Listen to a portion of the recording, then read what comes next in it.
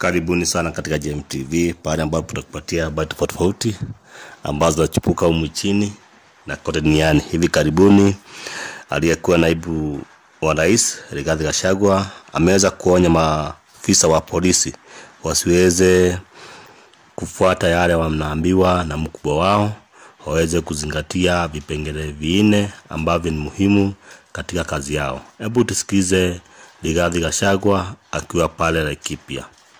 I want to talk to our police officers across the country. You have seen what has happened. Wewe unafuata amri ya mkubwa, unaenda munapiga mtu munaua. Mkubwa analindwa, wewe unakuwa sacrifice, unaenda kotini. DIG Lagat anakuwa protected by Senate, by National Assembly, by Ruto, by everybody. OCS na ni kabila yake hako kwa bao. Constable anaitwa Mugwana hako kwa bao. I want to tell our police officers, don't obey unlawful orders.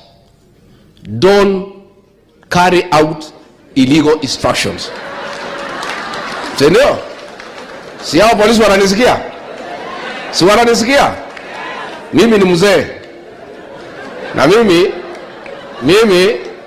si mimi nilikuwa naibu wa William Ruto.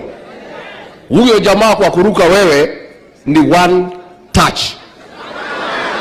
So nyinyi, you police officers, hata kama wewe ni kabila ya William Ruto, sio OCS ni kabila yake, amerukwa hajarukwa. I want to ask our police officers to follow 4 documents as they work.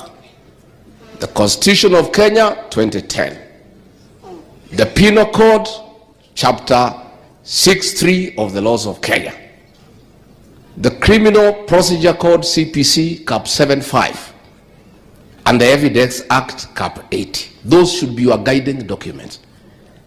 Mkubwa akikwambia kwenda piga mtu, mwambie kuandikia karatasi. Si ndio? Kama hawa watu walitumiwa hapo Central Police Station, walikuwa wamemwambia DIG awaandikie kitu, saa hii wangekuwa kotini. Sasa mkubwa ameruka, hao wamerukwa, huyu polisi amewacha bibi yake na watoto wanahangaika. So nyinyi polisi mnanisikia? Very good. Asanteni sana kwa kusikiza GMTV. Mwendelee kuwatch video zetu na tutazidi kuwaletea habari moto moto. Asanteni sana.